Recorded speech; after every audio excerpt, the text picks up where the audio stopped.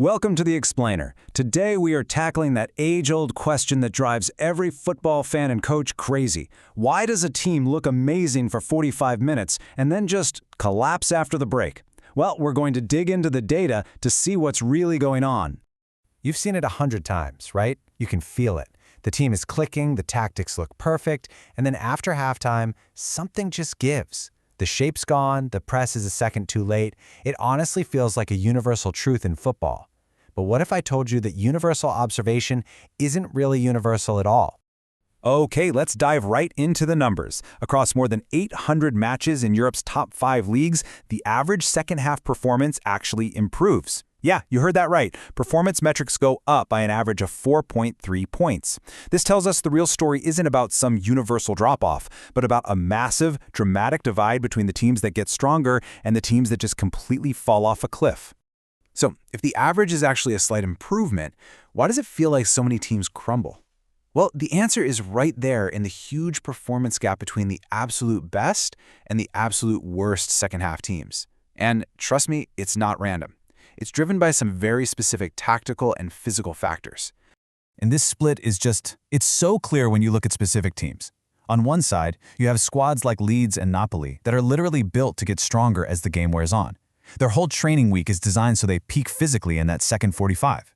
And on the other side, teams like Eintracht Frankfurt and Nantes, who consistently, and I mean consistently, lose their way after halftime. This chart just visualizes that incredible range perfectly. I mean, look at that. You've got Nantes way down at the bottom with a performance drop-off of negative 8.8, and then all the way at the other end, Leeds, with a massive improvement of plus 14.6. The really crucial thing here is to understand what pushes a team to one end of this spectrum or the other. Let's zoom in on the most extreme case here, Nantes. Their style of play is beautiful, it's fluid, it's all based on players talking and reacting to each other in real time. But that's also its greatest weakness, because when fatigue kicks in, the brain slows down, that communication breaks, and the whole system just shatters way faster than a more rigid positional team would. So let's see how this all builds, because it's not just about players getting tired legs. There are actually two invisible forces at play here. One is how much your brain has to process during a game, and the other is how well your team can actually hold its tactical shape when it's under pressure. So the first one is what analysts call cognitive charge load, or CCL. The easiest way to think about this is like a mental battery for every single player. The more complex the coach's instructions, the faster that battery drains. And you can see where this is going. In the second half, when the physical battery is also running on empty, a high CCL leads directly to mistakes. And the second one is the H2 signal. This is basically a big red flag in the data. It pops up when a team's physical drop-off is the direct cause of their whole tactical plan falling apart. Union Berlin, a perfect example. Their H2 signal is high, which tells us that as soon as their bodies get tired, their entire game plan just crumbles right along with them. Now, this combination of cognitive and physical fatigue shows up in a very specific, very visible way on the pitch, the defensive line. When your players are totally gassed, what's the right call? Do you try to hold that high line? Or is it better to just drop deep and absorb pressure? Well, the top teams like PSG, they can maintain a super aggressive high line because they have truly elite fitness levels to sustain it. But for most teams, fatigue causes that line to drop unconsciously.